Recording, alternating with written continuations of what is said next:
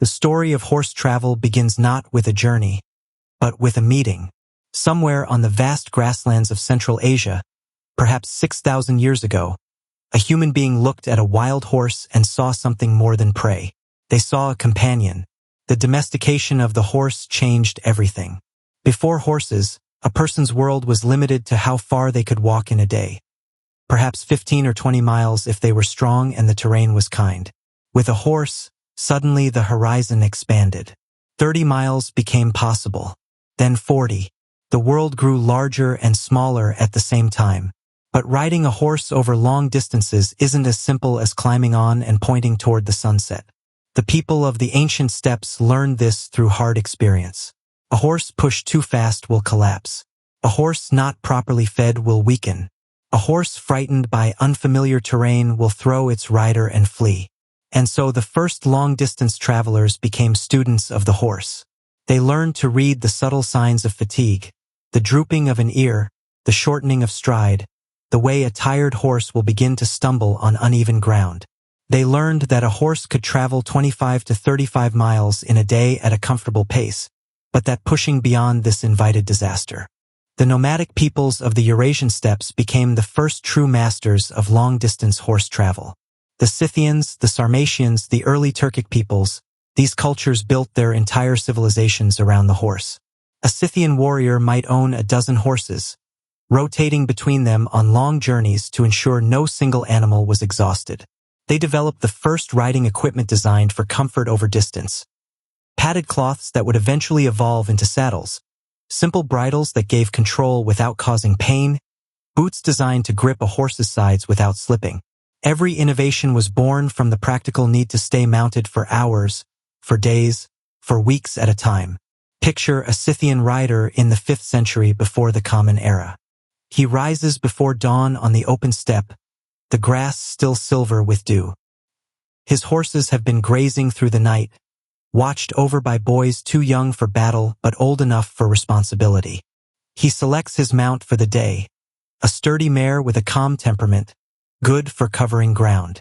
His war horse, a spirited stallion, will be led alongside, fresh for any emergency.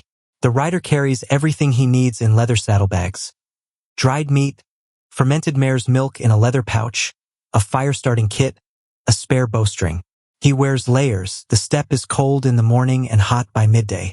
His felt cap will shield him from sun and wind alike.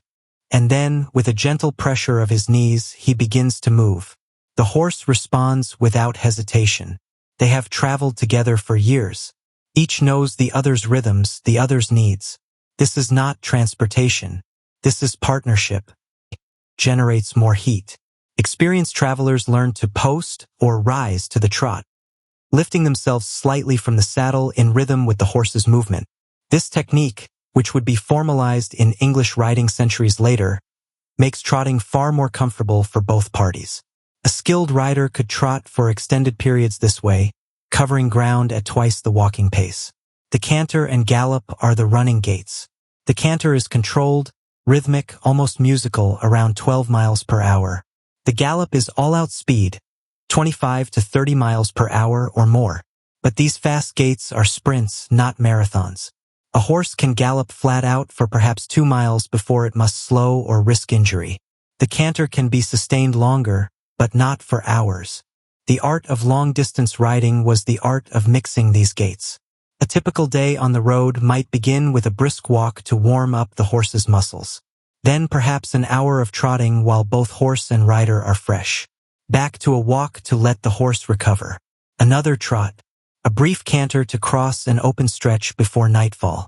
Then walking again as the stars appeared. This constant variation kept the horse's muscles from becoming stiff and allowed different muscle groups to rest. It also kept the rider alert. Changing gaits requires attention, breaks the monotony, keeps the mind from wandering too far into the rhythm of the road. Medieval travelers often spoke of the journey pace, a specific rhythm developed over centuries of experience. Leave at first light. Walk for the first hour while the world wakes up. Trot through the cool of the morning. Rest at midday when the sun is highest. This is essential in summer, as horses overheat quickly and a hot horse cannot cool itself efficiently. Travel again in the afternoon, mixing walk and trot. Make camp well before dark, to allow time for finding water, unsaddling, grooming, and feeding the horse. Following this pace, a traveler could cover 30 miles in a day without extraordinary effort. 40 miles was possible with good roads and a strong horse. 50 miles required either multiple horses or a willingness to exhaust a single animal, something no experienced traveler did lightly. There was a meditative quality to this rhythm. The clip-clop of hooves became a kind of music, a heartbeat for the journey. The creak of leather, the jingle of metal fittings, the occasional snort or sigh from the horse. These were the sounds that accompanied travelers for countless generations. In these repetitive, soothing sounds, there was a peace that our modern world has largely forgotten. No experienced traveler set out on a long journey without careful preparation. The difference between a successful journey and disaster often came down to the choices made before the first mile was traveled. The horse came first. Choosing the right horse for a long journey was perhaps the most important decision a traveler could make. Not every horse was suited for distance work. A fast, spirited horse might be wonderful for a short dash across familiar territory, but it would quickly exhaust itself and its rider on a journey of hundreds of miles.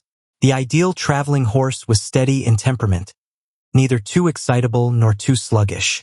It needed strong legs and healthy hooves. Problems in either meant the journey would end prematurely. It needed what horsemen call heart, that indefinable quality of willingness, of wanting to please, of continuing to move forward even when tired. Experienced travelers often preferred mares or geldings over stallions.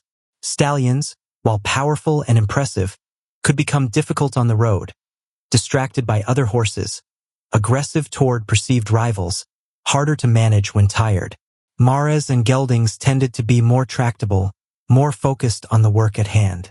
Once the horse was chosen, it needed to be prepared. In the weeks before a major journey, wise travelers would gradually increase their horse's workload, building stamina and hardening muscles. They would check and recheck hooves, looking for any signs of cracking or disease. They would ensure the horse was well-fed but not overfed. A fat horse would struggle on the road, but an underfed horse would weaken. The equipment required careful attention. A saddle that didn't fit properly would create sores on the horse's back, turning every step into agony. Experienced travelers spent hours adjusting their saddles, patting them, checking for any rough spots that might cause rubbing. They checked their girths, their stirrups, their bridles.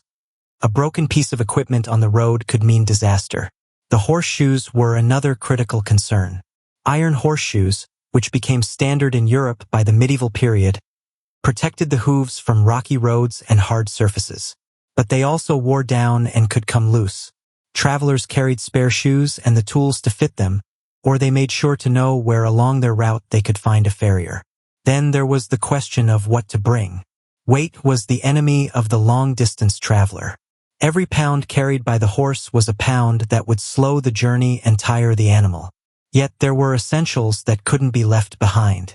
Food for the rider, dried meat, hard cheese, bread that would keep for days, perhaps some dried fruit. Food for the horse.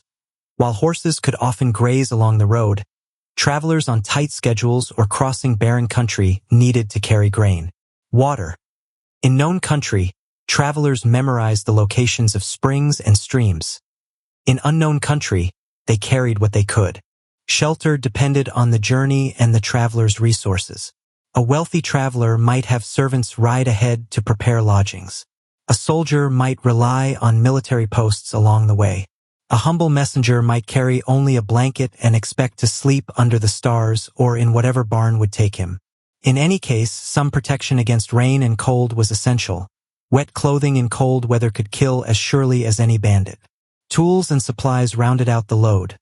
A knife, fire-starting materials, rope, perhaps a small hatchet, medicines for both horse and rider. Many travelers carried small quantities of salt, valuable both for preserving food and as a treatment for certain horse ailments. Money was hidden in various places on body and saddlebags. Losing all your coins to a single pickpocket was a mistake you only made once. Finally, there was the matter of information.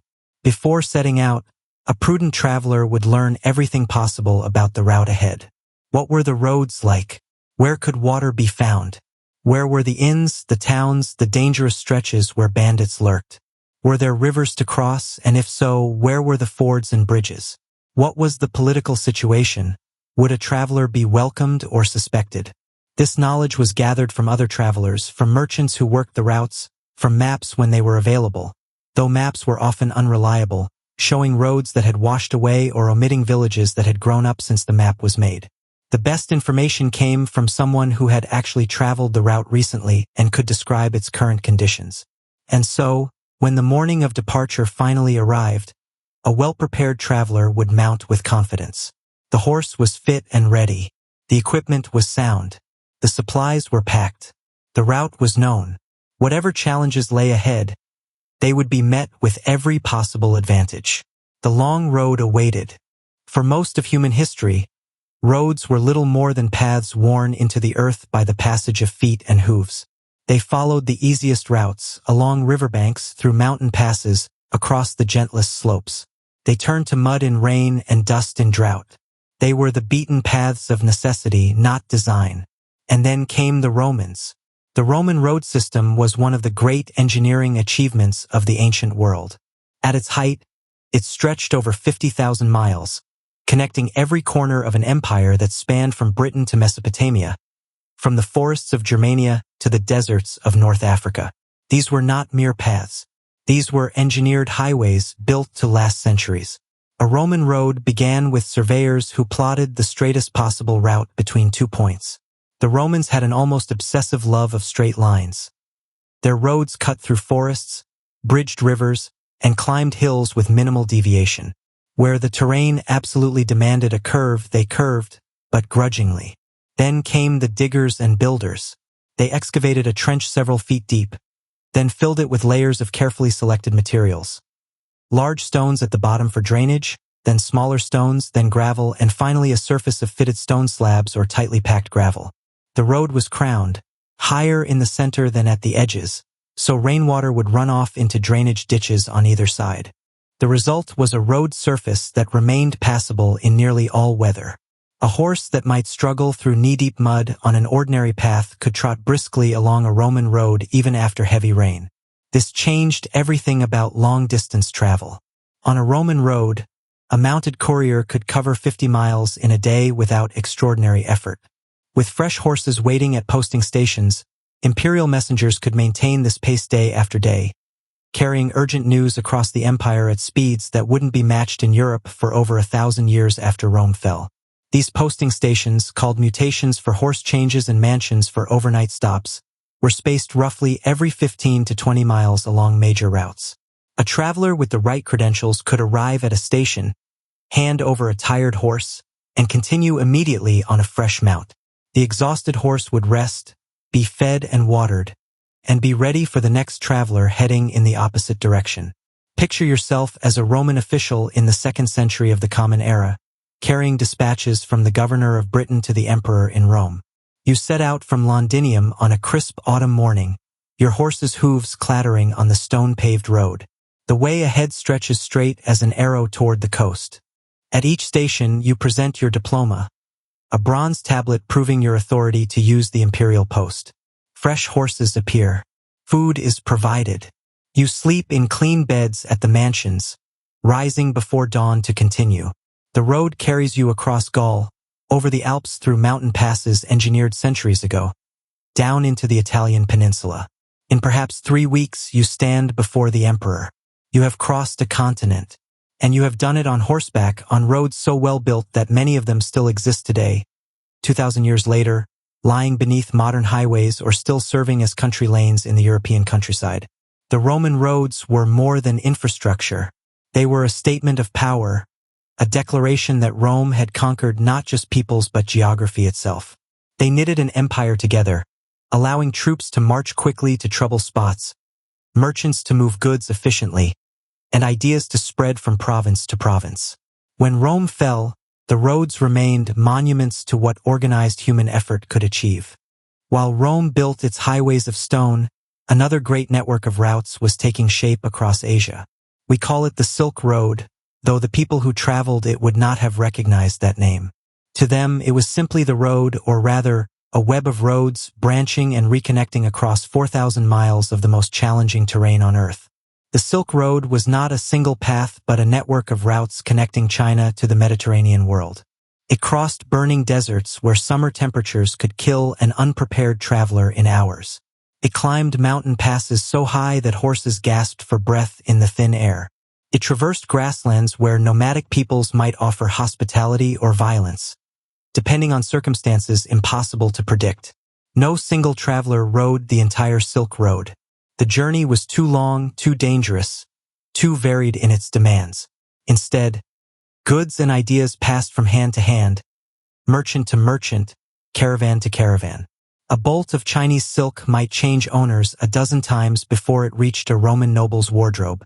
Each exchange happened in an oasis town, a mountain trading post, a desert caravanserai. The horses of the Silk Road were different from those of Europe. The traders and travelers of Central Asia prized certain breeds above all others. The legendary heavenly horses of Fergana, tall and swift, capable of incredible endurance. Chinese emperors sent armies to secure access to these horses, believing they were descended from dragons and could carry a rider to heaven itself. But even heavenly horses needed care on the Silk Road. The key to survival was the caravanserai, fortified and spaced along the major routes, offering shelter, water, fodder, and the company of other travelers. A caravanserai might be a simple mud-brick enclosure in the desert or an elaborate complex with fountains and gardens in a prosperous oasis town. Within these walls, travelers from a dozen cultures mingled. A Chinese merchant might share a meal with a Persian trader, an Indian monk, and a Sogdian banker. They exchanged not just goods but stories, techniques, beliefs. The Silk Road was a highway of ideas as much as of commerce. Let us imagine a journey along one section of this great road. You are a merchant from Samarkand, that jewel of Central Asia, and you are leading a small caravan westward toward Persia. Your string of horses carries bales of silk, packets of spices, and small pouches of precious gems. Wealth enough to make you rich or to attract the attention of every bandit between here and your destination. You travel in company with other merchants, for safety lies in numbers. Your caravan includes perhaps 20 horses and mules, attended by a dozen men. Some ride, some walk beside the pack animals. You set out in the cool of early morning, rest during the brutal midday heat, and travel again in the afternoon and evening. The desert stretches before you, vast and indifferent. You navigate by landmarks known only to experienced travelers. A distinctive rock formation here, a dry riverbed there, the angle of distant mountains.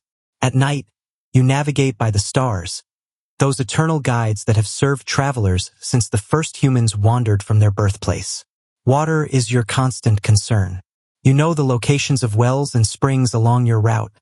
Knowledge passed down through generations of traders, guarded more carefully than any secret of silk production. A well that has gone dry or been poisoned means death. A well that still flows means life, and you offer thanks to whatever gods you worship when you find it. Weeks pass. The landscape changes from desert to scrubland to the foothills of mountains. You trade some of your goods at a caravanserai, taking on different merchandise for the next leg of your journey. Your horses are showing signs of wear, and you trade 2 of them for fresh animals, accepting a price lower than you'd like because the alternative is watching them collapse on the road. This is the rhythm of the Silk Road. Progress measured in weeks and months. Profit balanced against risk.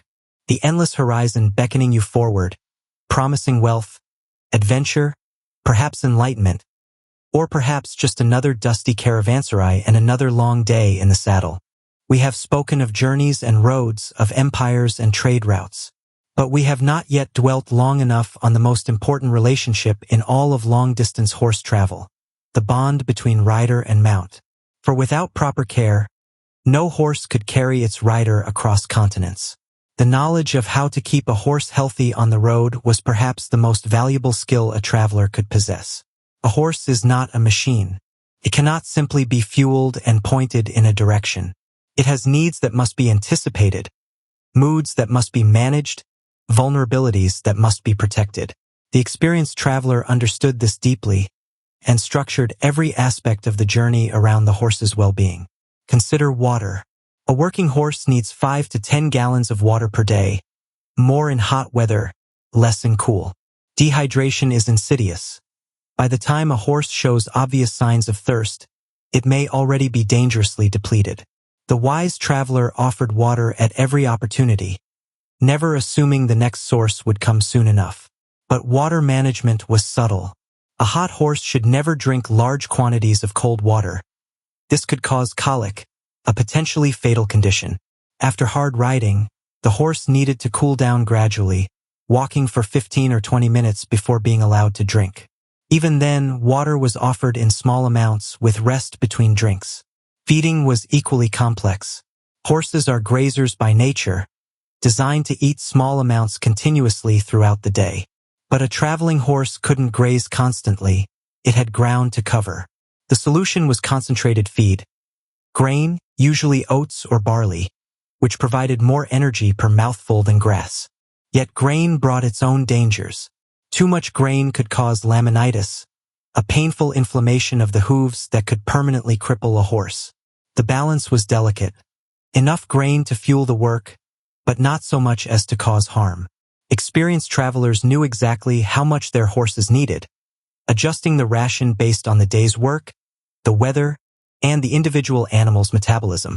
When possible, horses were allowed to graze in the evenings and early mornings. This provided not just nutrition but psychological comfort. Grazing is a natural, soothing behavior for horses. A horse that grazed peacefully in the evening would be calmer and more willing the next morning. The hooves required constant attention.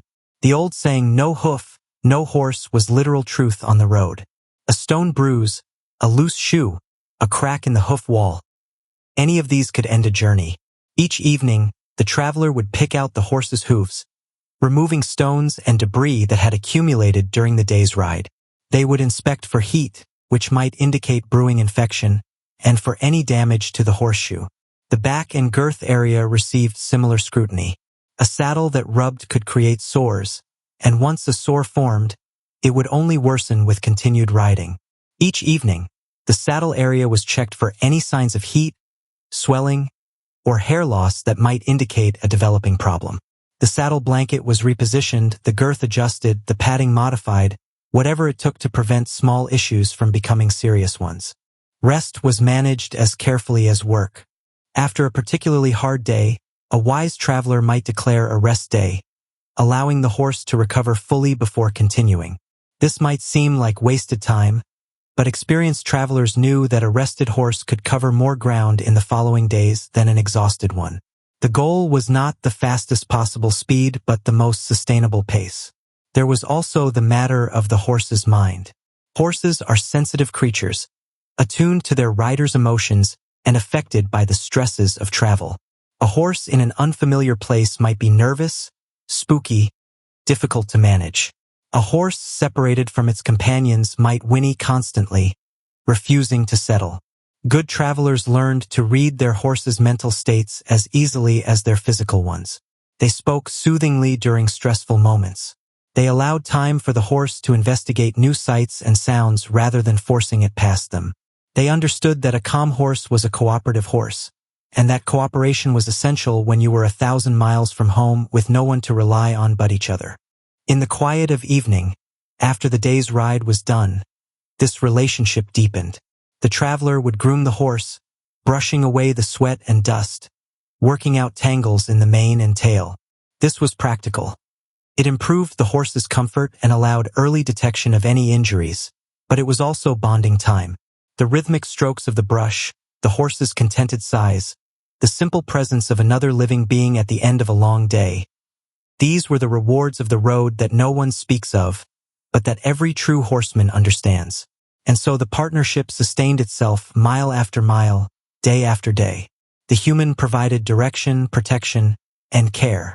The horse provided strength, endurance, and companionship. Together, they crossed distances that neither could manage alone. This was the true magic of horse travel. Not speed, not efficiency, but partnership. The road was never entirely safe. For all the romance we might attach to historical travel, the truth is that setting out on a long journey meant accepting real risk. Bandits, wild animals, accidents, disease. The traveler faced dangers that could end a journey or a life with little warning. Bandits were perhaps the most feared hazard. Throughout history, wherever trade routes carried valuable goods, there were those who preferred to take wealth rather than earn it. The lonely stretches between towns, forests, mountain passes, desert expanses, were hunting grounds for outlaws. A single traveler was an easy target. Even small groups could be overwhelmed by a determined band of robbers. The response to this threat shaped the very nature of travel. Merchants joined together in caravans, finding safety in numbers. Wealthy travelers hired armed guards. The less fortunate traveled in groups whenever possible, accepting the company of strangers on the road because the alternative, traveling alone, was simply too dangerous. Some roads were notorious. In medieval England, the forests around certain highways were required by law to be cut back from the road's edge, denying ambush cover to would-be robbers. In the mountains of Italy, certain passes were so plagued by bandits that travelers would wait days or weeks for a large enough group to form before attempting the crossing. The experienced traveler learned to read the signs of danger. Unusually quiet forests might mean an ambush ahead. Birds and animals often fell silent when strangers lurked nearby. Fresh tracks on a little-used path suggested others had passed recently, which might be innocent or might be scouts for a larger group. Locals who seemed too interested in your destination, your cargo, your planned route, these too were warning signs. But not all dangers came from other humans. Wild animals posed their own threats. Wolves were a genuine concern across much of Europe and Asia well into the 19th century. A pack of wolves would rarely attack a healthy adult human directly, but a lone traveler caught in the open at night, or a horse that had wandered from camp, might fall prey. The tales of wolf attacks that pepper European folklore were not mere fantasy. In other regions, other predators waited. The forests of India held tigers. The plains of Africa had lions. Even bears, normally shy of humans, could become dangerous if surprised or if a mother felt her cubs were threatened. Travelers learned which animals to fear in which regions, and how to minimize the chances of a deadly encounter. Then there were the accidents, perhaps the most common danger of all. A horse could stumble on uneven ground, throwing its rider. A girth could break at the worst possible moment. River crossings claimed countless lives when currents proved stronger than expected or when footing gave way. A simple fall from a horse, today a manageable injury, could be fatal in an era before modern medicine. Disease traveled the roads as surely as merchants did. Inns and posting stations, where travelers gathered in close quarters, were perfect incubators for illness. A healthy traveler who slept in a contaminated bed or drank from a tainted well might find themselves feverish within days, far from home and far from help.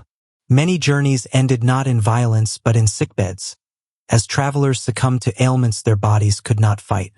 But not all dangers came from other humans. Wild animals posed their own threats. Wolves were a genuine concern across much of Europe and Asia well into the 19th century. A pack of wolves would rarely attack a healthy adult. Against all these dangers, the traveler had few defenses beyond caution and luck.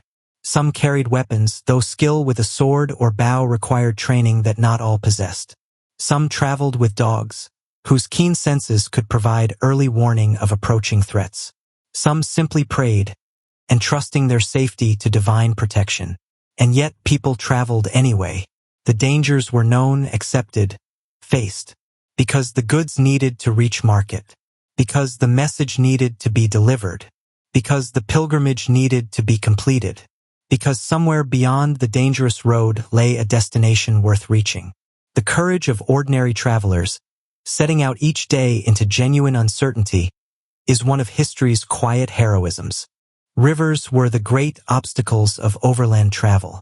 A road might run straight and true for 100 miles, then arrive at a riverbank and simply stop. What happened next depended on the river, the season, and the resources available to the traveler. The simplest crossings were fords, places where the river ran shallow enough for a horse to wade across. Good fords were precious knowledge, passed from traveler to traveler, marked on maps when maps existed. A ford that was safe in summer might be impassable in spring when snowmelt swelled the waters. A ford that seemed gentle could hide treacherous footing, with stones that rolled underfoot or mud that sucked at horses' legs. Crossing a ford required care and patience. The wise traveler would study the water before entering, looking for signs of depth and current. They would enter slowly, allowing the horse to find its footing. They would angle slightly upstream so that if the current pushed them, they would still reach the far bank rather than being swept downstream. Deeper rivers required other solutions. Ferries operated on many major routes, flatboats large enough to carry horses and wagons across waters too deep to ford. The ferryman was a familiar figure in pre-modern travel, earning his living by hauling travelers from one bank to the other, powered by oars, poles, or ropes stretched across the current. Getting a horse onto a ferry was not always simple. Horses are naturally suspicious of unstable footing, and a floating platform that shifts with the water is deeply unnatural to them.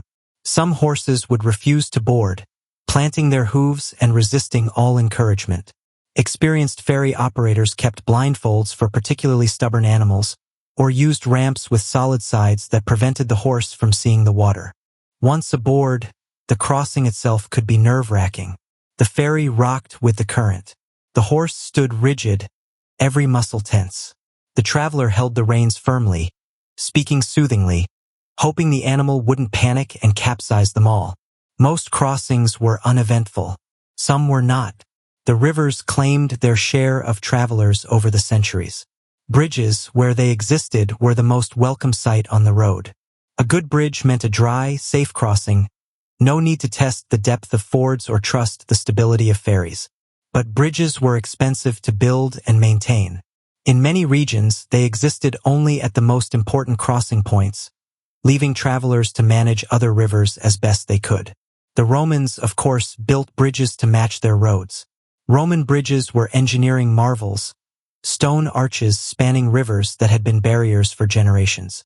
Some of these bridges still stand today, still carrying traffic 2,000 years after they were built. When Rome fell, the knowledge of how to build such structures faded, and medieval travelers often crossed rivers on bridges their ancestors had constructed centuries before. In some places, travelers simply swam their horses across. This was risky but sometimes necessary. The rider would typically dismount and swim alongside the horse, holding the tail or mane for assistance. Saddlebags were removed and held above water if possible, or sealed in waterproof containers. Everything that couldn't survive a soaking was protected. Everything else was accepted as a loss if the crossing went wrong. Winter offered its own solution in northern regions. Ice. When rivers froze solid, they became highways in themselves. Travelers who had waited weeks for a safe crossing could suddenly walk their horses straight across, the ice creaking beneath them. But ice was treacherous too. Too thin and it would give way. Too late in the season, and the spring thaw might strand you on the wrong side. The relationship between travelers and rivers shaped the geography of settlement itself. Towns grew up at ford points, at ferry crossings, at bridges. These became natural stopping places, where travelers would rest before or after the challenge of crossing. Inns clustered near the water's edge. Markets formed where travelers gathered. The rivers that divided the land also created the places where people came together. If rivers were obstacles to be crossed, mountains were obstacles to be endured. A river stopped you for an hour, perhaps a day. Mountains stopped you for days, sometimes weeks. They tested every aspect of horse travel: the animal's strength, the rider's skill, and both parties' will to continue. The great mountain ranges of the world were barriers that shaped the course of civilization. The Alps separated Italy from northern Europe. The Himalayas divided India from China. The Rockies stood between the American coasts like a wall of stone and ice. To pass through these ranges was to undertake one of travel's greatest challenges. Mountain passes, the low points between peaks where crossing was possible, were knowledge worth dying for. Some passes were closely guarded secrets, known only to local guides who charged handsomely for their services.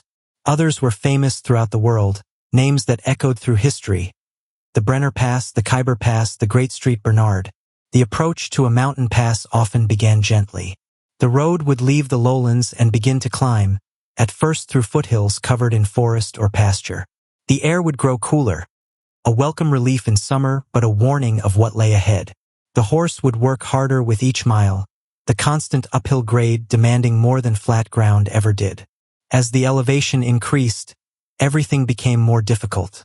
The air grew thinner, and both horse and rider found themselves breathing harder. Horses not accustomed to altitude could develop mountain sickness, becoming weak and disoriented. Experienced mountain travelers would pause frequently, allowing their animals to recover, even when time pressed them to continue. The paths themselves grew treacherous. What had been a road became a track, then a trail, sometimes barely wide enough for a single horse. On one side might rise a cliff face. On the other, a sheer drop into a valley far below. A single misstep could send horse and rider tumbling to their deaths. Some travelers dismounted and led their horses on foot, unwilling to trust their lives to the animal's footing. Weather in the mountains was unpredictable and deadly. A clear morning could become a blizzard by afternoon. Fog could descend without warning, reducing visibility to a few feet and making the trail impossible to follow.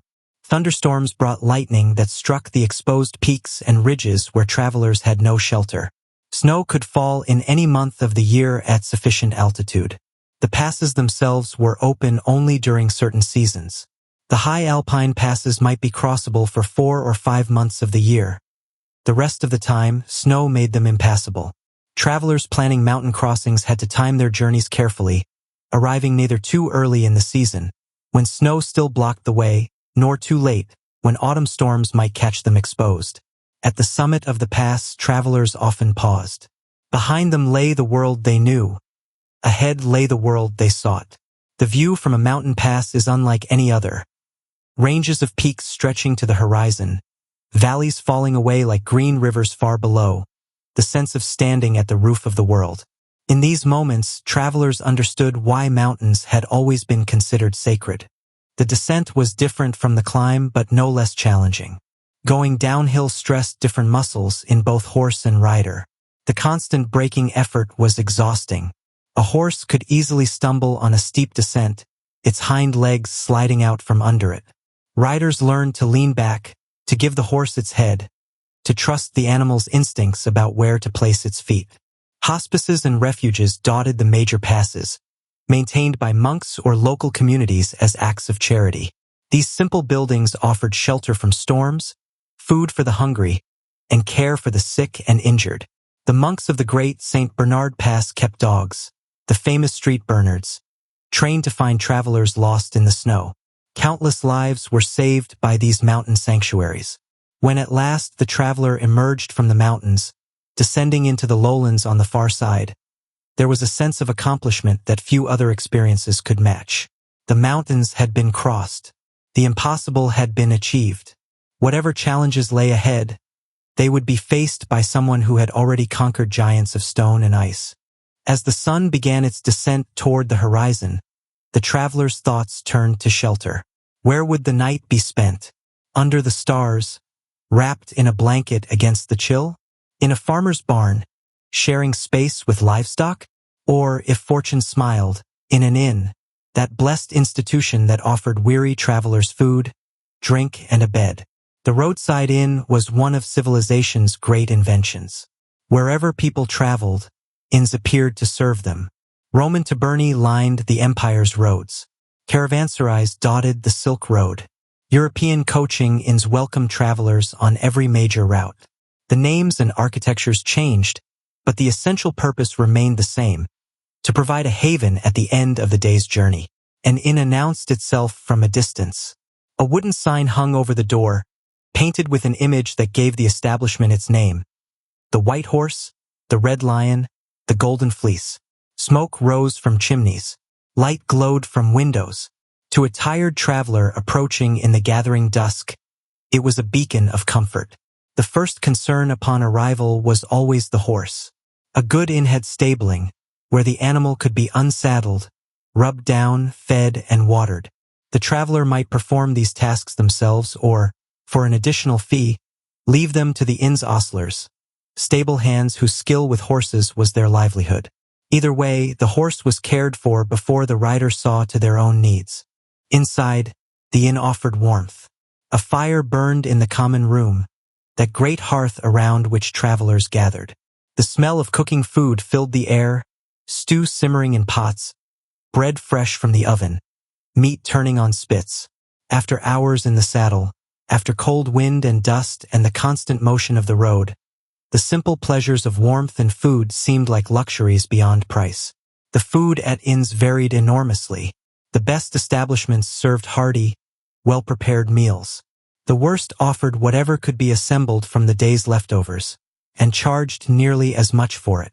Experienced travelers learned which inns to seek out and which to avoid, sharing recommendations with fellow wayfarers. A good inn's reputation traveled far. Drink flowed freely. Ale and beer in Northern Europe, wine in the South, spirits where they were available. The common room of an inn was a place of sociability, where travelers might forget their fatigue for a few hours. Songs were sung, stories were told, dice were rolled and cards were dealt. The road was lonely. The inn was not. Sleeping arrangements ranged from the comfortable to the barely tolerable. A wealthy traveler might secure a private room with a proper bed, a luxury beyond imagining for those who had been sleeping on the ground. More common was shared accommodation, several travelers to a room, sometimes several to a bed. Strangers who had met that evening might find themselves sleeping side by side, their different journeys briefly intersecting. The poorest travelers slept in the common room itself, finding a corner near the dying fire, wrapped in their cloaks. This was not comfortable, but it was warmer than the outdoors and safer than the road at night. Many travelers had known worse. The innkeeper was a figure of considerable importance in this world. A good innkeeper knew everything: which roads were passable, where danger lurked, what news had arrived from distant places. They extended credit to trusted travelers, sent messages, stored goods, and arranged transportation. They were hosts, merchants, and information brokers all in one. Morning came early at the inn. Travelers who had far to go rose before dawn, breaking their fast quickly and calling for their horses to be saddled. The process of departure reversed the process of arrival. Check the horse's condition, settle the bill, receive any final advice or warnings about the road ahead. Then back into the saddle, back onto the road, while the inn receded behind them until it was just a memory of warmth and rest. And perhaps many miles later, the traveler would recommend that inn to someone heading the other direction. This is a good place. The food is decent. The beds are clean. The innkeeper is honest. In this way, knowledge of the road passed from traveler to traveler, an informal network of shared experience that guided generations of wayfarers to safety and comfort. The road was a great equalizer. Rich and poor, noble and common, merchant and pilgrim, all shared the same dust, faced the same dangers, sought the same shelter at day's end. And in this shared experience, unlikely connections formed. The social barriers that seemed so solid in town or village grew permeable on the open road. A merchant heading to market might find himself riding alongside a student traveling to university. A soldier returning from war might share a campfire with a monk on pilgrimage. A noblewoman, even one traveling with servants and guards, might pause to exchange words with a farmer's wife walking to visit relatives. The road created its own society with its own rules. The most natural impulse was to travel together. Safety lay in numbers, and companionship made the miles pass more easily. Strangers who met on the road would often join forces, their separate journeys becoming temporarily intertwined. They would ride together, eat together, share the watch at night. Then, at some crossroads where their paths diverged, they would part ways, often never to meet again. These temporary fellowships had their own etiquette. One did not pry too deeply into a fellow traveler's business. Names might be exchanged or might not. Destinations might be shared or kept vague. There was an understanding that people on the road might have reasons for traveling that they preferred not to discuss. Debts left behind, troubles fled from, secrets carried. What was freely shared was news. Travelers were living newspapers, carrying information from one place to another. What was happening in the capital? Had the harvest been good in the province you've come from? Were the roads passable through the mountains?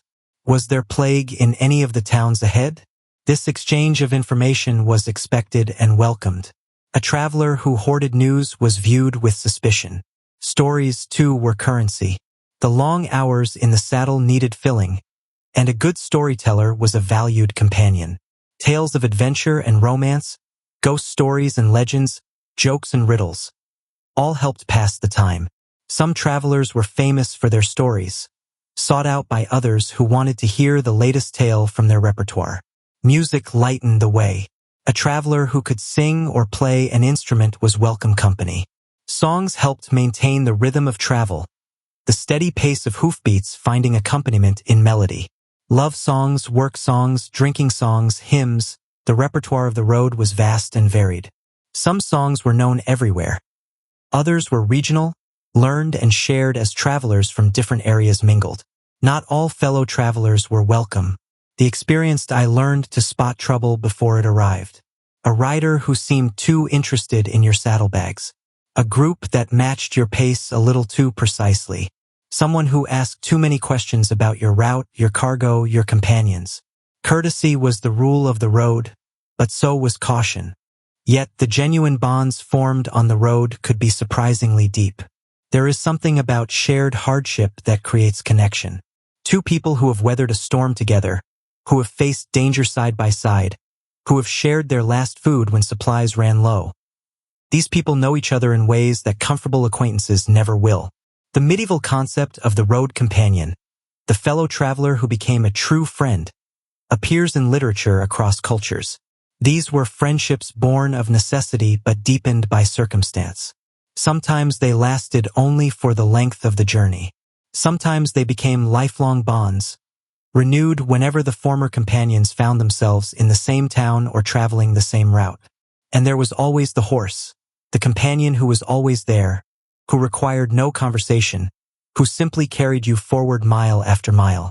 The relationship between rider and horse was its own kind of fellowship, silent but profound. Late at night, when human companions had fallen asleep, the traveler might find themselves speaking quietly to their horse, sharing thoughts that no human ear would hear. The horse would listen or seem to listen, and that was enough.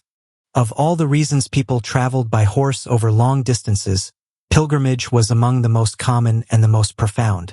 In an age of faith, the journey to a holy site was not merely travel. It was a spiritual act, a physical manifestation of devotion, a path walked in the footsteps of saints and prophets. Every major religion developed its pilgrimage traditions. Christians traveled to Jerusalem, to Rome, to Santiago de Compostela, to Canterbury, and to countless local shrines. Muslims journeyed to Mecca, fulfilling the Hajj that was one of the 5 pillars of their faith. Hindus sought the sacred waters of the Ganges. Buddhists traced the path of the Buddha through northern India. The destinations differed, but the impulse was universal: to draw closer to the divine by traveling to places touched by holiness. The pilgrimage began before the journey itself. Pilgrims prepared spiritually through prayer and fasting. They settled their affairs, for a long pilgrimage might take months or even years. They sought blessings from their priests and farewells from their families. Some made wills before departing, acknowledging the very real possibility that they might not return. Then they set out, and the journey itself became prayer. Each step, each mile, each hardship endured was an offering to God. The discomforts of travel, the sore muscles, the bad weather, the poor food, were not merely inconveniences but opportunities for spiritual growth. In suffering, the pilgrim drew closer to the suffering of the saints they honored. Pilgrims were recognizable on the road. They wore distinctive clothing or carried emblems of their pilgrimage: the scallop shell of Santiago, the palm branch of Jerusalem. These symbols announced their purpose and granted them a certain status. Laws in many lands protected pilgrims, granting them safe passage and hospitality. To harm a pilgrim was both a crime and a sin. The pilgrimage routes became roads unto themselves, with their own geography of sacred stopping points. A pilgrim traveling to Santiago de Compostela in Spain would pass through a chain of towns and monasteries, each offering shelter and spiritual sustenance. The route was marked with symbols and signs. Hostels catered specifically to pilgrims, offering beds at low cost or for free. Not all pilgrims traveled on foot. The humble walked, their bare feet or simple sandals treading the ancient paths. But those with means often rode, covering ground more quickly and arriving less exhausted. A horse could transform a 6-month walking pilgrimage into a journey of weeks. For busy merchants or nobles who wished to fulfill their religious obligations without abandoning their worldly responsibilities for too long, riding was the practical choice.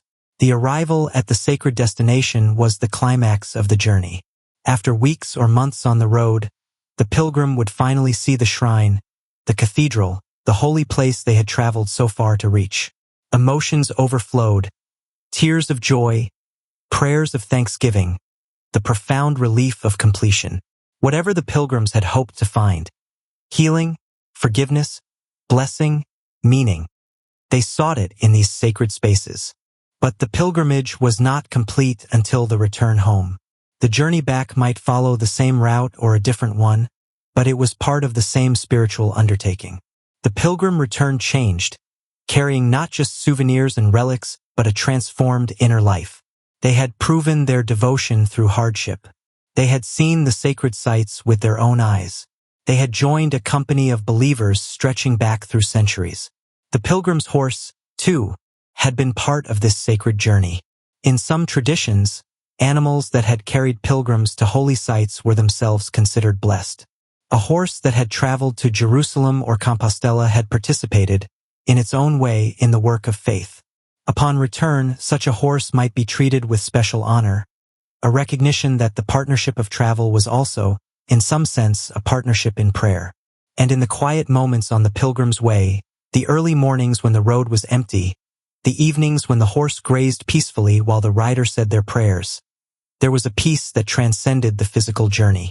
The road became a place of meditation, the rhythm of travel a kind of moving contemplation. In this, perhaps, lay the deepest meaning of pilgrimage. Not the destination, but the transformation that happened along the way.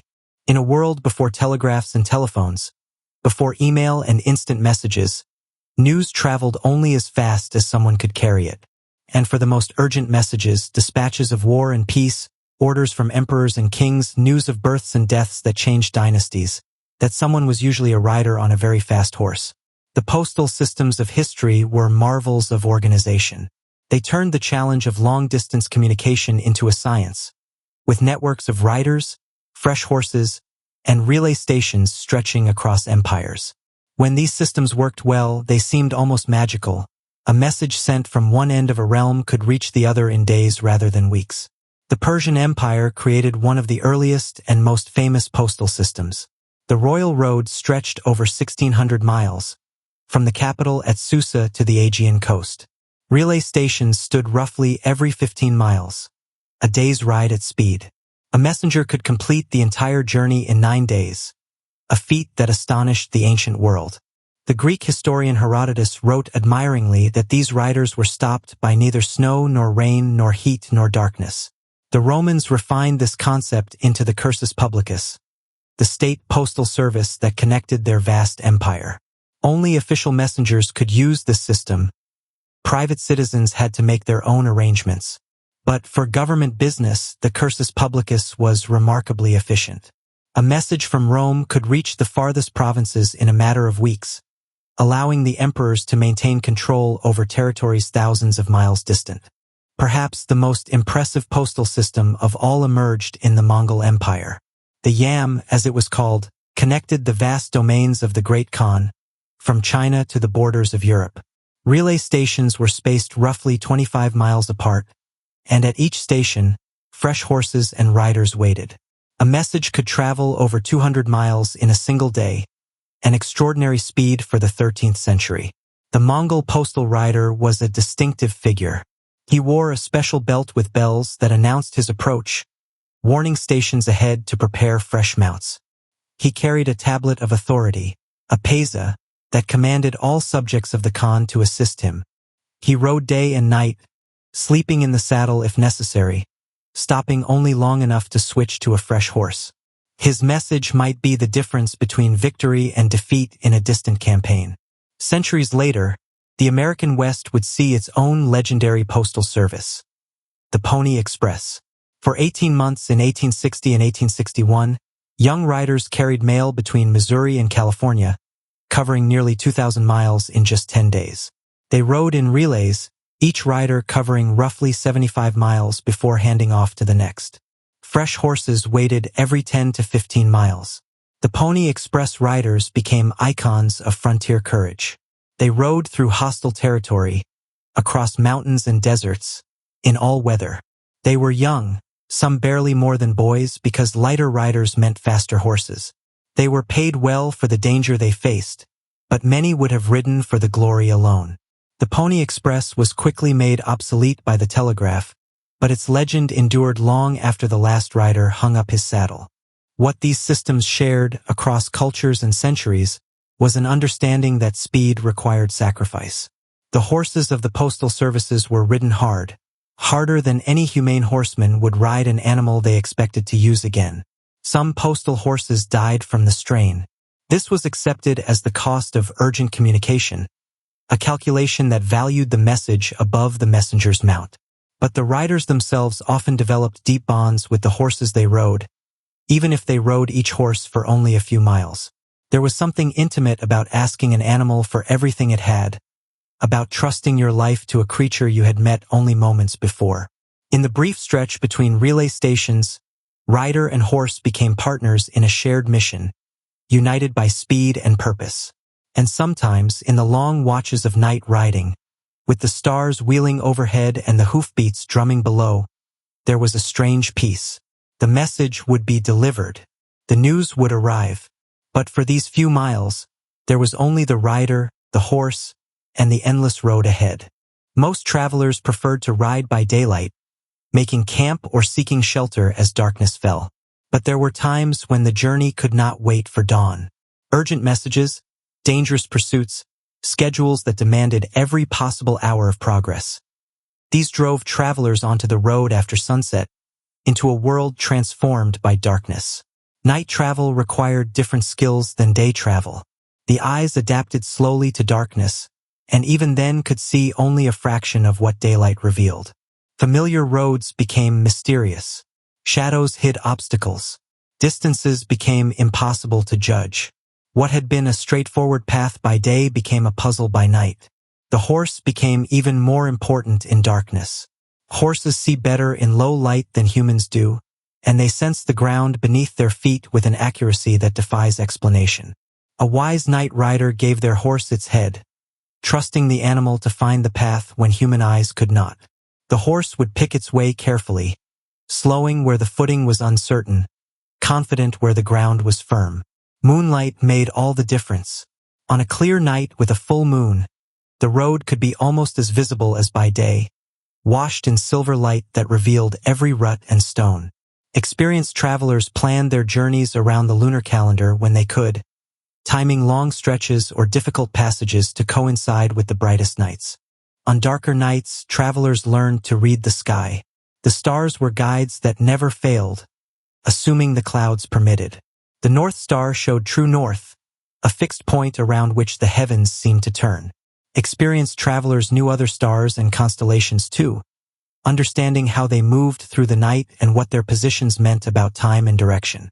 Desert travelers particularly relied on night travel. In regions where daytime heat could kill both horse and rider, the sensible course was to rest during the hottest hours and move when the sun was down.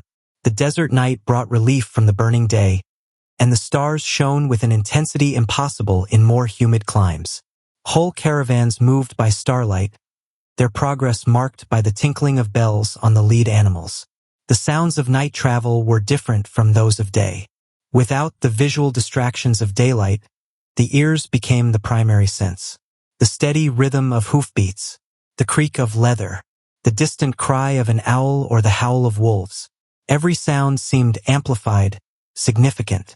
A good night traveler learned to interpret these sounds, to distinguish the ordinary from the alarming. There was danger in night travel, certainly. Bandits favored darkness.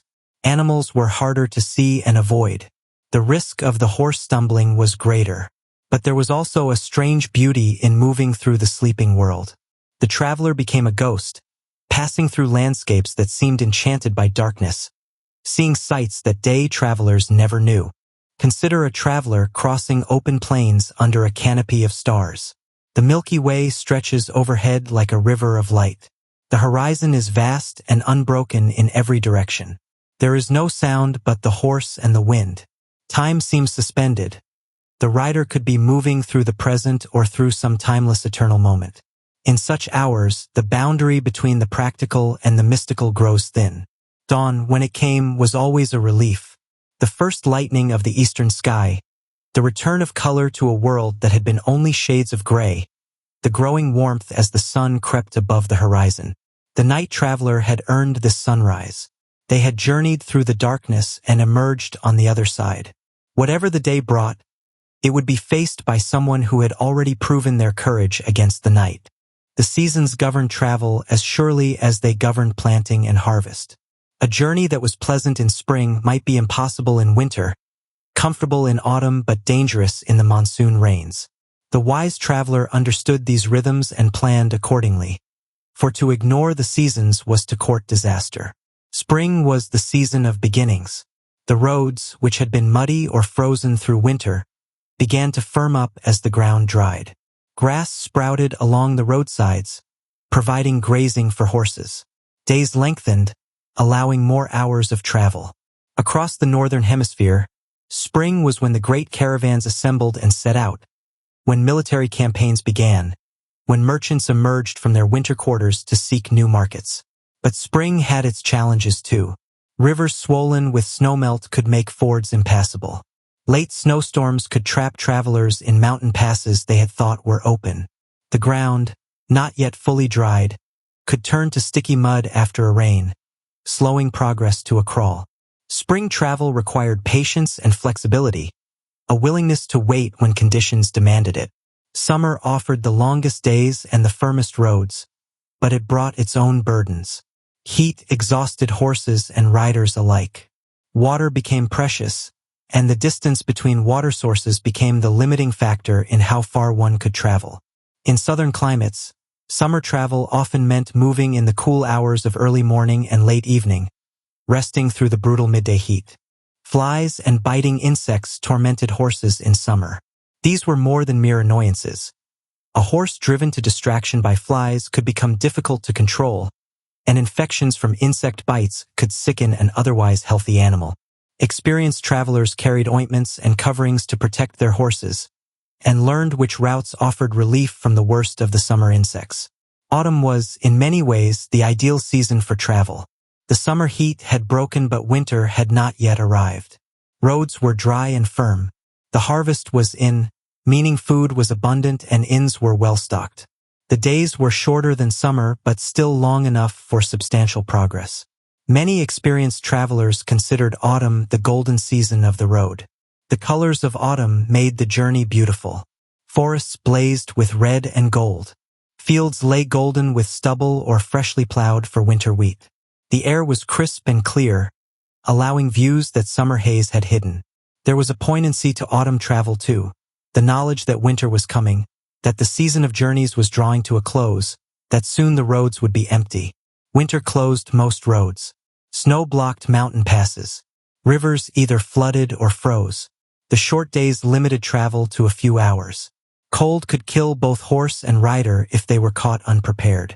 Most travelers who had a choice stayed home in winter, waiting by the fire for spring to come. Yet some traveled even in winter, when necessity demanded. Messengers could not wait for spring. Armies sometimes marched in winter to catch enemies off guard. Merchants with urgent business found ways to move goods despite the cold. Winter travel was hard and dangerous, but it was not impossible for those with proper preparation and iron determination. The horse's needs changed with the seasons too. Summer required careful management of heat and water. Winter demanded shelter and extra feed, as the horse burned calories just staying warm. Spring and autumn required vigilance for seasonal diseases and changes in the quality of available forage. The good horsemen adjusted their care to the calendar, understanding that what worked in August might fail in February. And so the year turned, and with it turned the life of the road. The same path that was dusty in July would be muddy in March and frozen in January. The same journey that took 3 weeks in summer might take 5 in winter, or might be impossible entirely. The traveler learned to think in seasons, to plan journeys not just in terms of distance but in terms of time, knowing that the same miles meant very different things as the earth made its circuit around the sun. The first riders had no saddles at all. They sat directly on the horse's back, gripping with their legs, balancing through skill and practice. It worked, after a fashion, but it was exhausting over long distances and provided little security if the horse shied or stumbled. The development of the saddle was one of the quiet revolutions that made long-distance horse travel practical. The earliest saddles were simple pads, layers of cloth or leather that provided some cushioning between rider and horse. These offered comfort but little else. The rider still had to grip constantly with their legs, still had to rely entirely on balance to stay mounted. A pad was better than nothing, but it was only the beginning. The great innovation was the tree, a rigid frame, usually of wood, that gave the saddle its shape and distributed the rider's weight across the horse's back. A tree saddle didn't just rest on the horse. It fit the horse, spreading pressure evenly and preventing the painful points that a simple pad could create. With a proper tree, a horse could carry a rider all day without developing the sores that ended so many journeys. The Scythians and other steppe peoples developed early tree saddles, understanding instinctively what later science would confirm: that a rigid frame protected the horse's spine and muscles. These saddles were simple by later standards, but they represented a leap forward. A rider with a tree saddle could travel further, fight more effectively, and arrive less exhausted than one without. Stirrups came later, and their impact was equally profound. Before stirrups, a rider had nothing to brace against. Mounting required athleticism. Staying mounted in combat required constant muscular effort. The stirrup changed everything. Suddenly, the rider had a platform to stand on, a brace to push against. Mounting became easier. The rider could rise in the saddle to absorb the horse's motion. A warrior could deliver a lance blow without being knocked from his horse by the impact. For the long-distance traveler, stirrups meant comfort.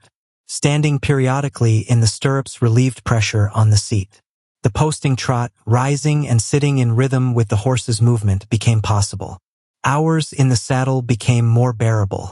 The stirrup was such a simple thing, just a loop for the foot, but it transformed what the mounted rider could achieve. Different cultures developed different saddle traditions. The high-backed medieval war saddle held the knight securely in place, essential for the shock of lance combat. The flat English saddle allowed close contact with the horse, ideal for the subtle communications of skilled riding. The Western saddle, with its prominent horn, was built for working cattle, for roping and holding against the pull of a struggling steer. For travel, comfort was paramount. The ideal traveling saddle distributed weight broadly, minimized pressure points, and allowed the rider to shift position through long hours. It needed to be sturdy enough to survive the rigors of the road, reparable with materials available along the way, and fitted carefully to both horse and rider. The saddle blanket or pad beneath the saddle mattered almost as much as the saddle itself. It absorbed sweat, cushioned pressure, and protected both horse and equipment. A good blanket, properly positioned, could make a mediocre saddle tolerable. A poor blanket could make even the finest saddle a torture device. Experienced travelers chose their blankets with care and maintained them religiously. The girth, the strap that held the saddle in place, required constant attention. Too loose, and the saddle would slip, potentially sending the rider tumbling. Too tight, and the horse would be uncomfortable, its breathing restricted, its movement impaired. The girth was checked at every stop, adjusted as needed, replaced at the first sign of wear. A broken girth at the wrong moment could be fatal. And so the technology of sitting on a horse evolved over millennia, each improvement making possible journeys that would have been impossible before. The saddle was not glamorous. It attracted no songs or legends. But without it, the great rides of history could never have happened.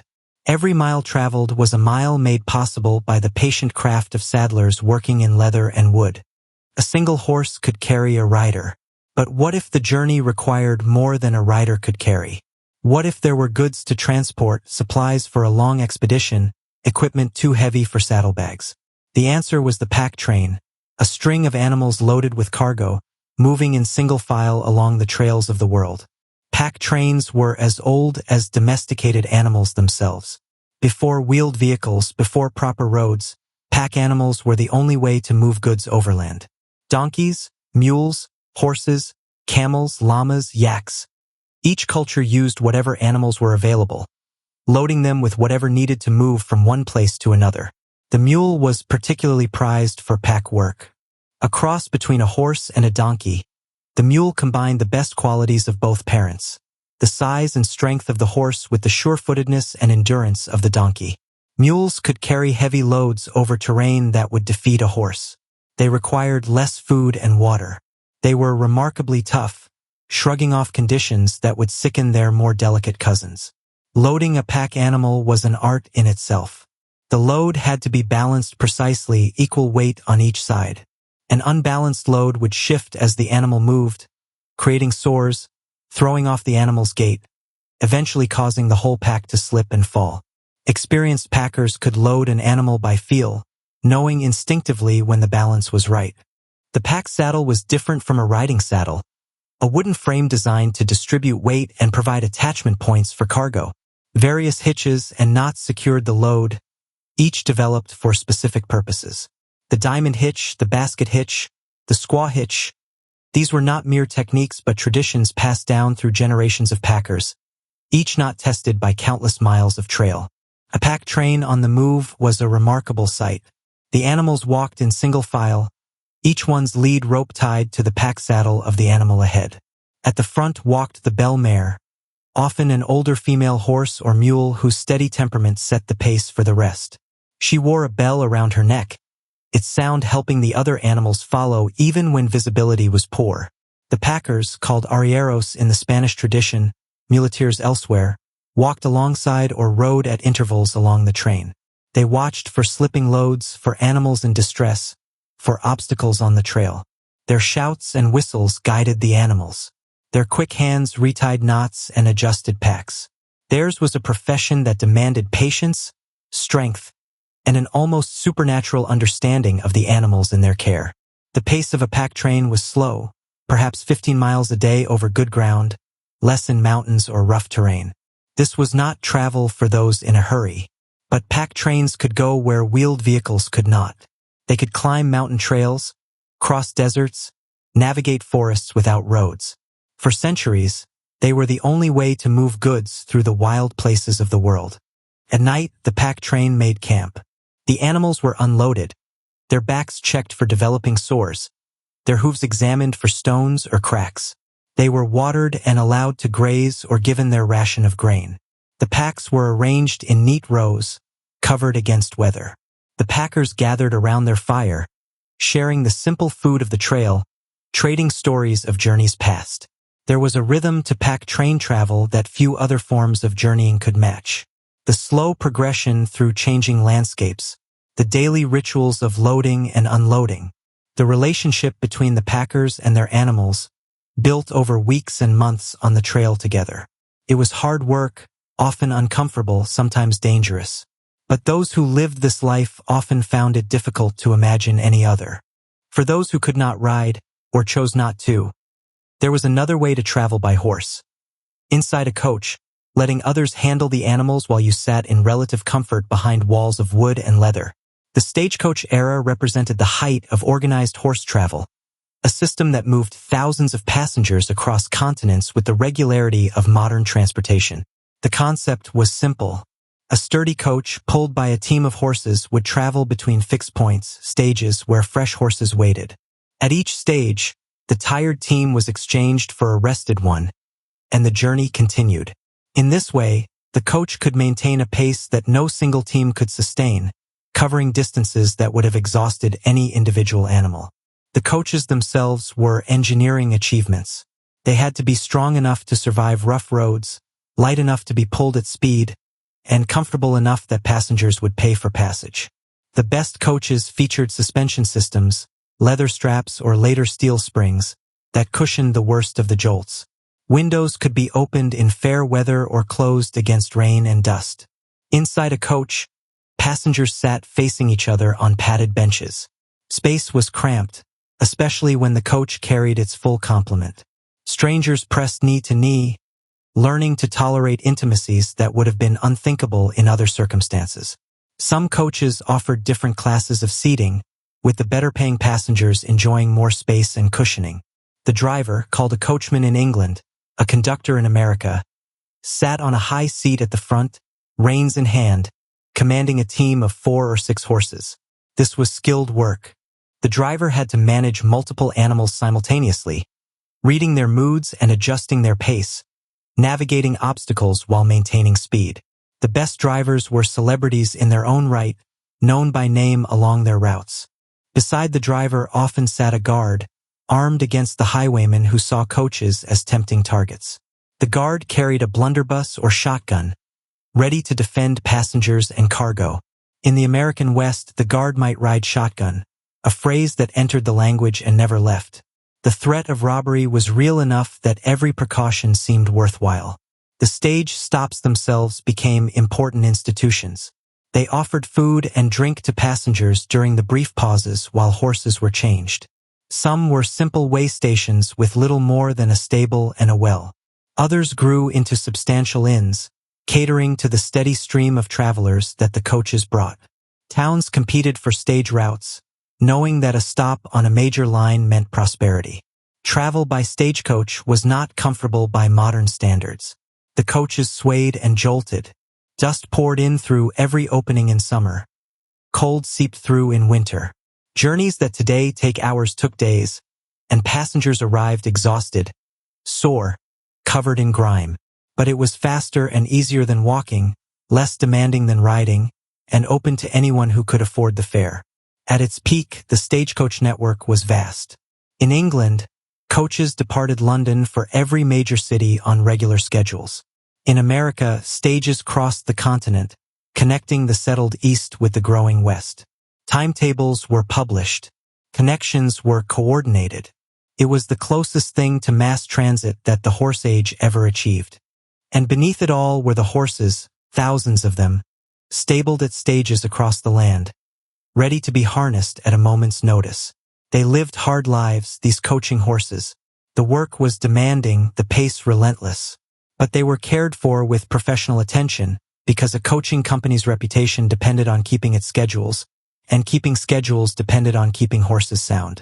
In the great network of the stagecoach era, the horse remained what it had always been, the essential partner without whom none of it was possible.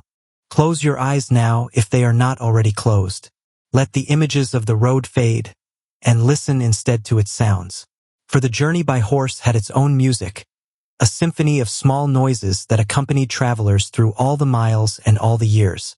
The hoofbeats came first and lasted longest.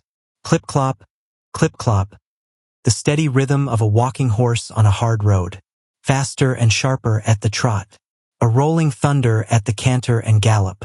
The sound changed with the surface, muffled on dirt, ringing on stone, nearly silent on grass or sand. An experienced ear could tell the gait and the ground without ever looking. The leather spoke constantly, the creak of the saddle as the rider shifted weight, the groan of the girth with each breath the horse took, the soft slap of reins against the horse's neck, the protest of saddlebags as they swayed with the motion. Leather was the voice of the equipment, and it was never silent. Metal added its own notes, the jingle of a bit when the horse tossed its head, the clink of buckles and fittings, the ring of a horseshoe striking stone. If the rider wore spurs, their rowels would chime softly with each stride. Bells on harnesses announced approaching travelers, their tone carrying far across quiet landscapes. The horse itself was a source of endless sound. The breath, deep and rhythmic during steady travel, quickening with exertion. The occasional snort, clearing dust from the nostrils. The whinny of recognition when other horses came near. The soft nicker of greeting when arriving at a familiar stable. The contented sigh when the saddle was finally removed at day's end. Nature provided the backdrop against which these sounds played.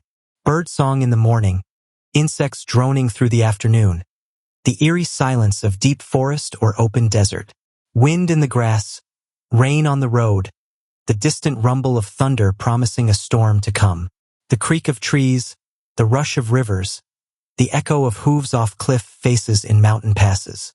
Human voices wove through it all. the rider speaking to their horse, words of encouragement, of caution, of simple companionship. The calls between travelers in a group. The songs sung to pass the time, their melodies rising and falling with the rhythm of the ride. The quiet prayers muttered at dangerous crossings. The laughter that came from nowhere and everywhere on a good day's journey. At the inn in the evening, the soundscape shifted. The clatter of hooves on cobblestones giving way to the stamping of horses in their stalls. The splash of water in the trough. The scrape of the curry comb during grooming. The murmur of conversation from the common room, punctuated by bursts of laughter or the clink of tankards. The crackle of the fire that warmed tired bones. And then, as night deepened and travelers sought their beds, the sounds grew softer. The last footsteps on wooden stairs. The settling of the building around its sleeping guests. From the stable, the gentle sounds of horses at rest. The rustle of straw, the occasional shifting of weight. The slow breathing of animals descending into dreams of their own. These were the sounds that lulled generations to sleep on the road. This was the music of the journey, playing in memory long after the journey was done. Even now, in our world of engines and electronics, some part of us remembers. The rhythm of hoofbeats echoes still, somewhere in the ancient chambers of the human heart. Throughout history, certain rides have passed into legend. These were journeys that tested the limits of what horse and rider could achieve. Desperate missions where everything depended on covering impossible distances in impossible time. The stories were told and retold, inspiring generations of riders who came after. Consider the ride of the Persian messenger Phidippides, or so the later legend called him. In 490 BCE, when the Persians landed at Marathon to invade Greece, the Athenians needed help from Sparta. A runner was sent, but before that, a mounted messenger rode to spread the alarm. He covered the 150 miles of rough Greek terrain in 2 days, an extraordinary achievement that helped save his civilization. The Mongol messengers achieved feats that seem almost supernatural. When the Great Khan died in Mongolia, the news had to reach Mongol commanders across Asia. Riders galloped from station to station, fresh horses waiting at each, covering 200 miles or more in a single day. Within weeks, generals thousands of miles apart had received the news and begun the complex politics of succession. In 1775, Paul Revere made his midnight ride through the Massachusetts countryside, warning that British troops were on the march. His ride covered only about 12 miles, far shorter than many legendary journeys, but its timing and its consequences secured its place in history.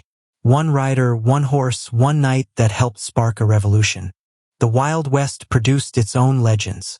In 1860, Pony Express rider Robert Haslam, known as Pony Bob, made a ride of 380 miles in 36 hours, despite being wounded in a skirmish with Paiute warriors along the way.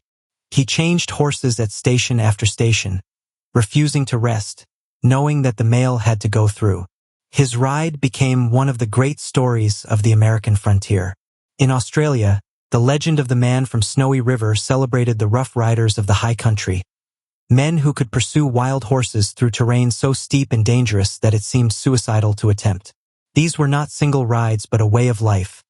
Yet the poem that immortalized them captured a single chase down an impossible mountain slope, rider and horse moving as one through certain death.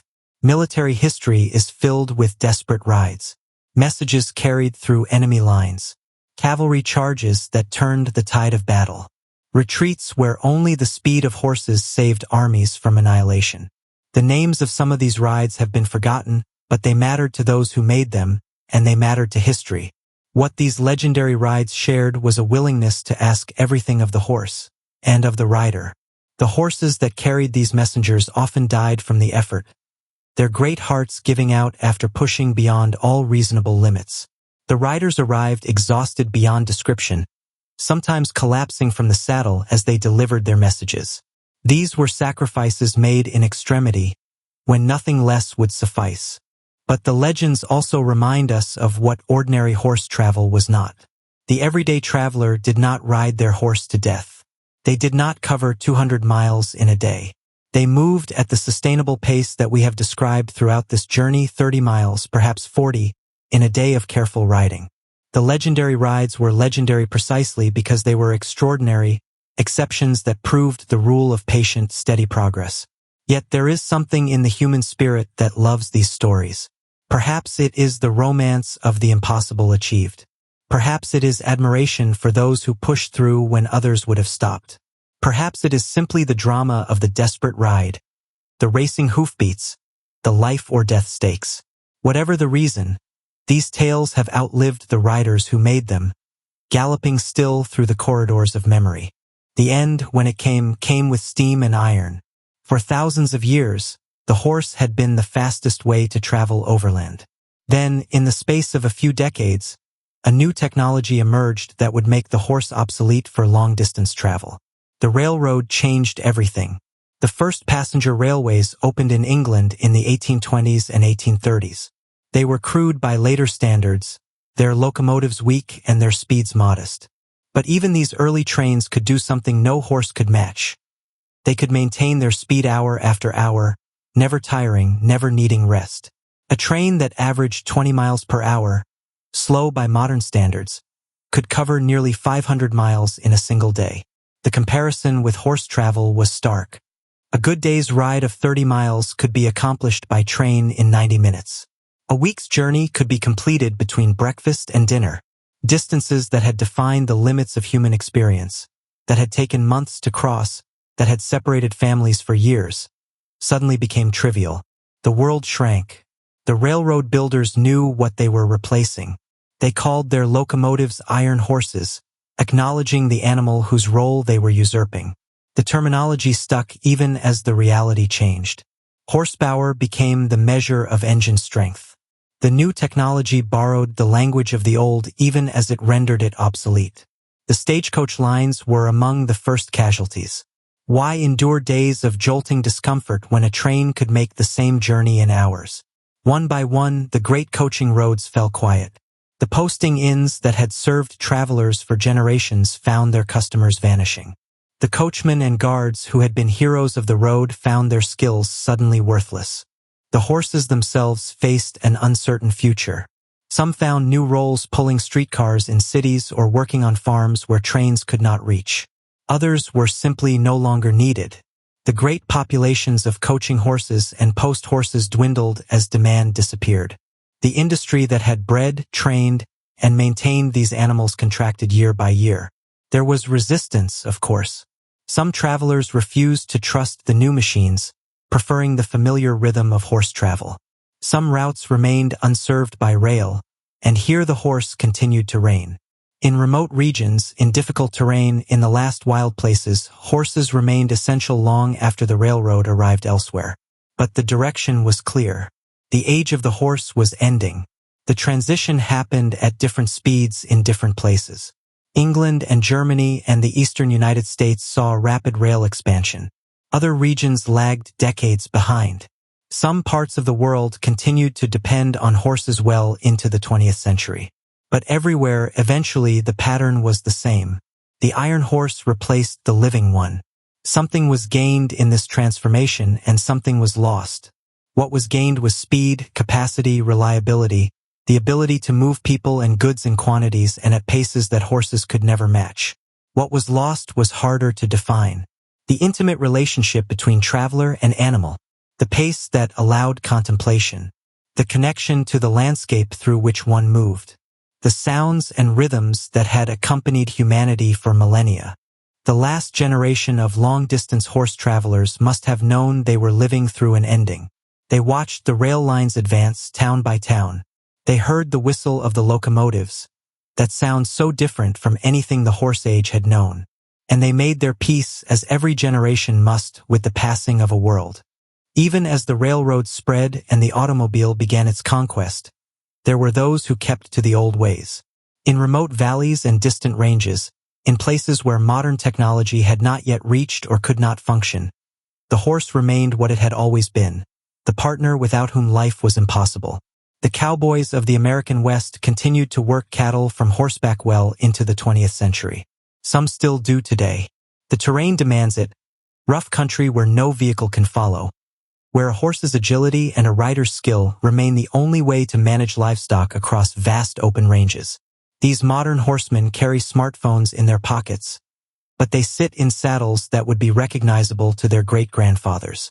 In the mountains of Central Asia, nomadic peoples continued their ancient patterns of seasonal migration. They moved with their herds from lowland winter pastures to high summer meadows, just as their ancestors had done for thousands of years. The horses that carried them were descended from the same bloodlines that had carried warriors and traders along the Silk Road. The knowledge of how to live in partnership with horses passed unbroken from generation to generation.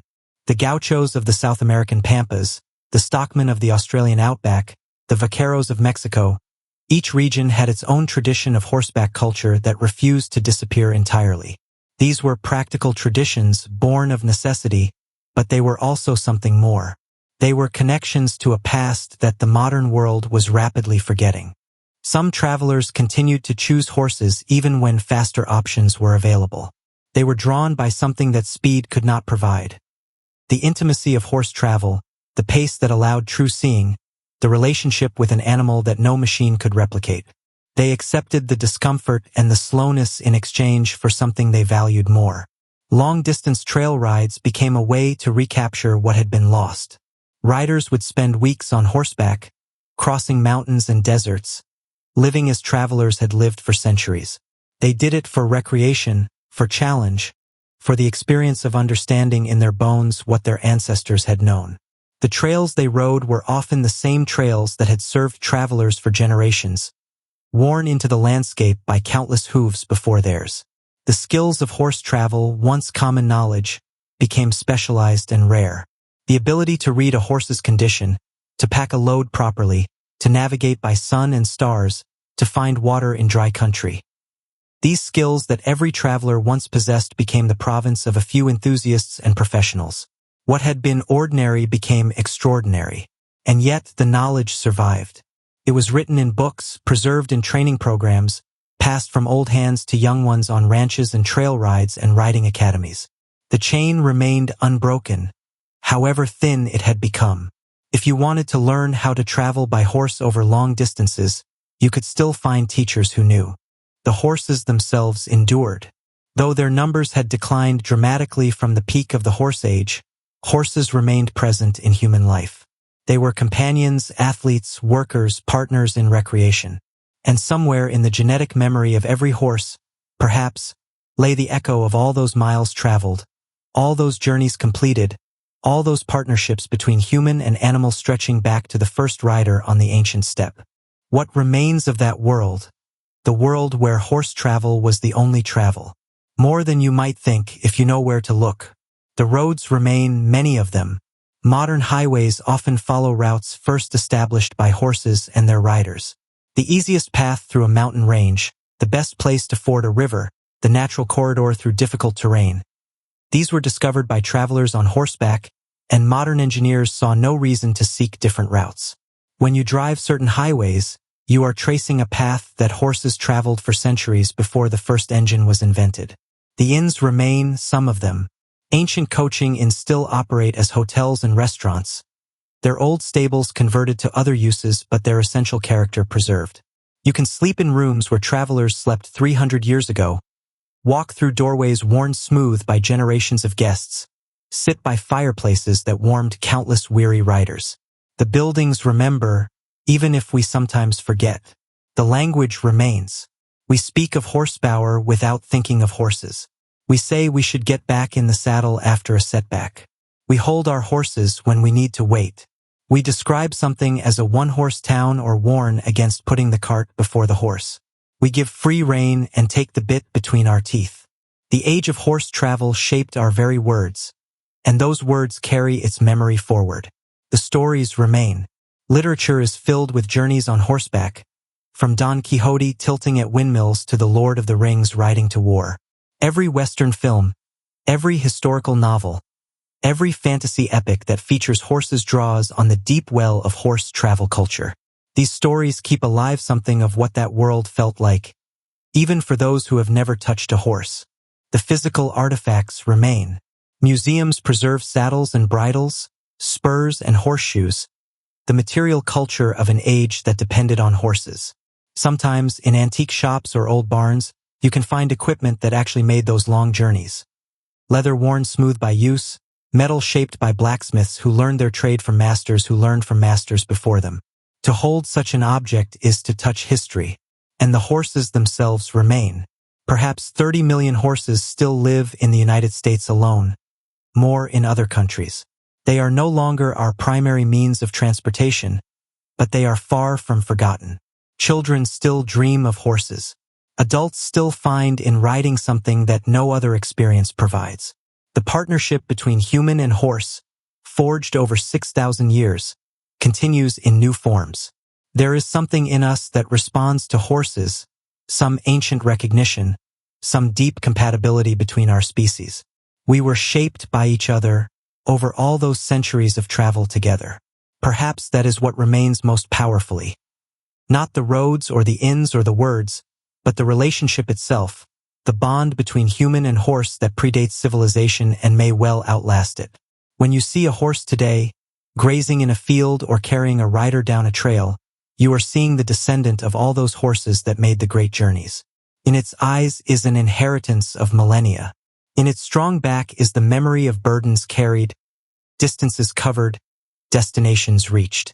The horse does not know its history, perhaps, but it carries that history in every line of its body, every instinct of its mind.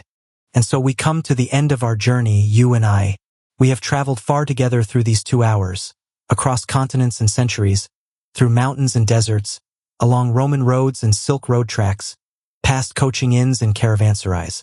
We have ridden with Scythian warriors and Mongol messengers, with pilgrims and merchants, with postal riders racing against time. The fire is burning low now.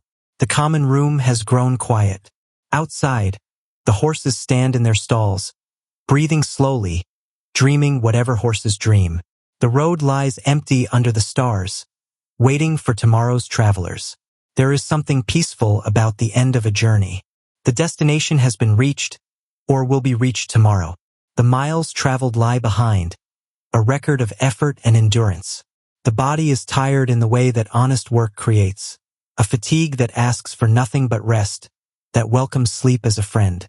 In the old days, this was the moment when the traveler would say a prayer of thanks. Thanks for safe passage. Thanks for the horse that carried them. Thanks for the road that led them true. Thanks for the shelter at day's end. Gratitude came naturally to those who had faced the dangers of the road and emerged safely on the other side. Perhaps we can feel something of that gratitude now. Not for a physical journey completed, but for the journey of the mind we have taken together. For the stories of all those who traveled before us. For the horses that carried humanity across the face of the earth. For the simple persistence of life, generation after generation, journey after journey, finding its way forward. The pace of horse travel taught patience. It taught that not everything can be rushed, that some things take the time they take. It taught the value of rest, of caring for oneself and one's companions. It taught that the journey itself has meaning, not just the destination. These are lessons we might still learn if we choose to. And so, as sleep approaches, for surely it must be close now, after all these miles, let the last image be a peaceful one. A horse grazing in a moonlit field, unburdened, free from saddle and bridle. The night is soft and warm. The stars will slowly overhead, the same stars that guided travelers for thousands of years. Somewhere in the distance, an owl calls. The horse lifts its head, listens, then returns to its grazing. All is well. Let your breathing slow now, as the horse's breathing slows.